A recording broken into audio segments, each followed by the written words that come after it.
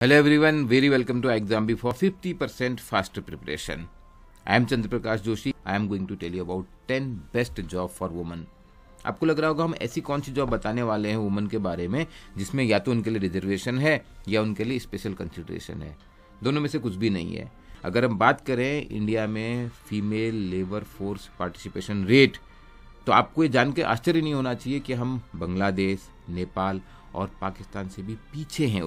एक और जहां हम दुनिया की आज 5वीं बड़ी अर्थव्यवस्था हैं और हम 2047 में देश को विकसित देश बनाने की बात कर रहे हैं, हमारा जेंडर पार्टिसिपेशन इतना बुरा होना हमारे लिए चिंता की बात है। तो हम यहाँ बात कर रहे हैं वो 10 government job and these government jobs give a very good career opportunity to grow, a very good work life balance. आज की नारी सब पर भारी।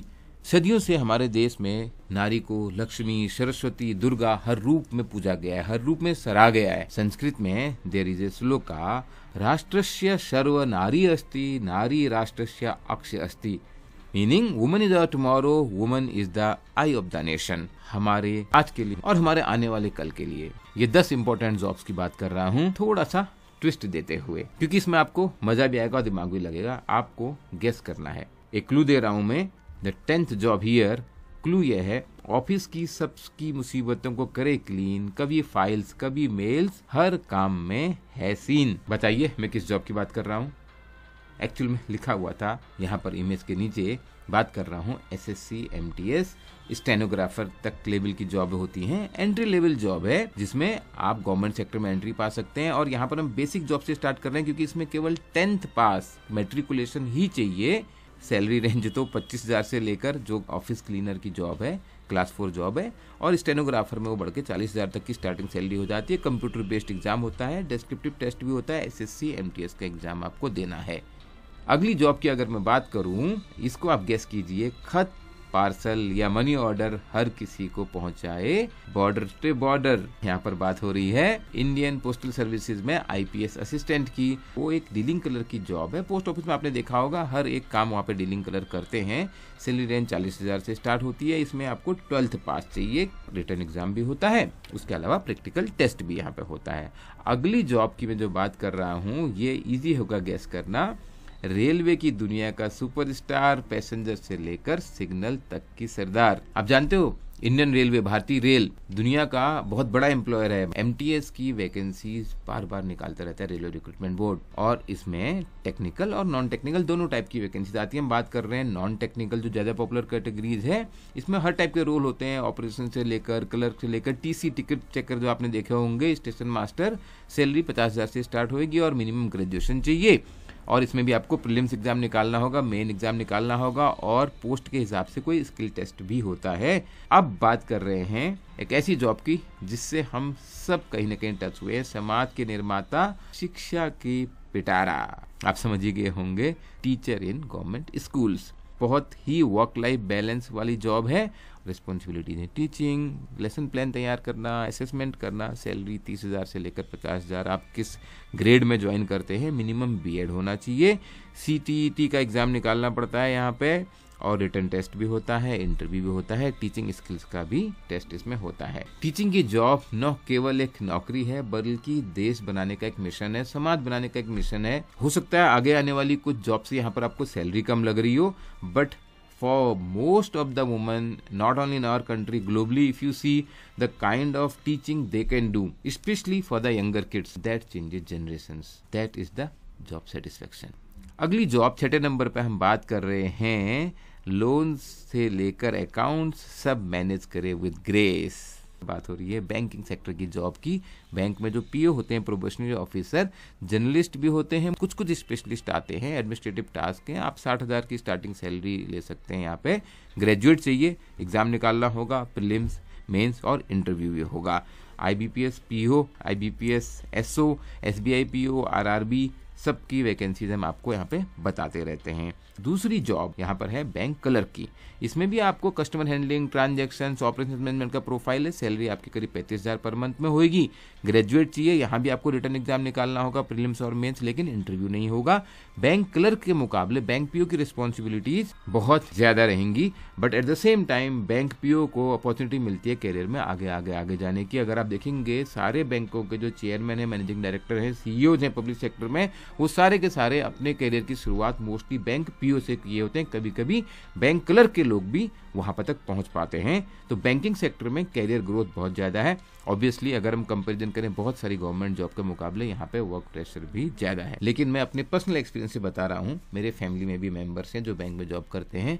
This is nothing in comparison to many corporate. तो घबराइए नहीं, अगर आप बैंक ऑफिसर बनना चाहती हैं, बिंदास बनो।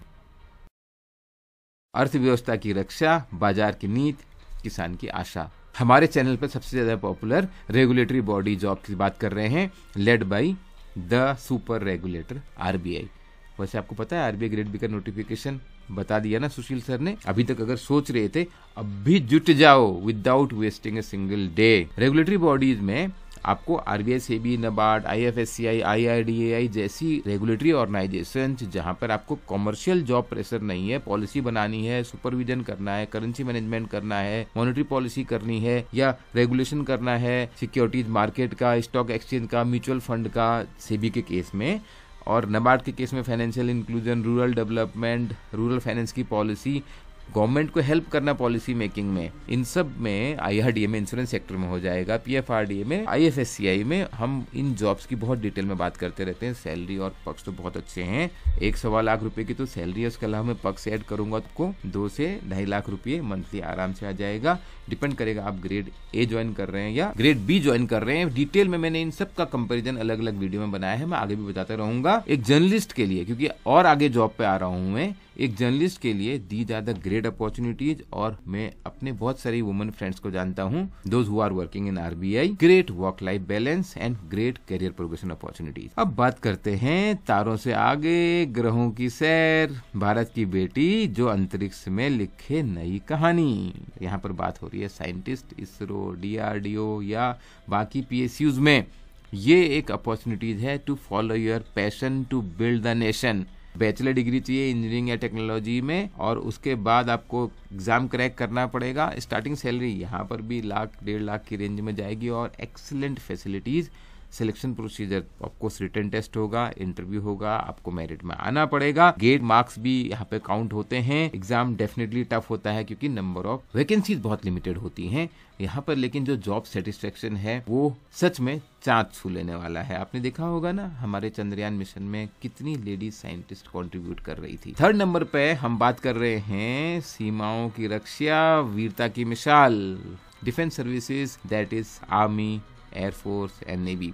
ऑफिसर्स आप कमांड करोगे, और यहाँ पे सैलरी होगी 1.25 लाख की रेंज में, बट इतनी सारी पर्क्स एंड फैसिलिटीज हैं आपके लिए, आपकी फैमिली के लिए। ग्रेजुएट होता है एलिजिबिलिटी, आपको रिटन एग्जाम देना होता है सीडीएस का और एनडीए का। एनडीए 12th के बाद हो जाता है, और रिटन एग्जाम के बाद जो मेन चीज होती है इसमें होता है आपका एसएसबी। एसएसबी क्रैक करना सबसे मुश्किल है, क्योंकि उसमें केवल आपकी इंटेलिजेंस नहीं बल्कि आपका एप्टीट्यूड, आपका जो इमोशनल कोशेंट है, आपकी जो फिटमेंट है to become a defence officer, to become army officer, navy officer और एयरफोर्स ऑफिसर, वो चेक किया जाता है, और वो हमारे अंदर होना भी चाहिए।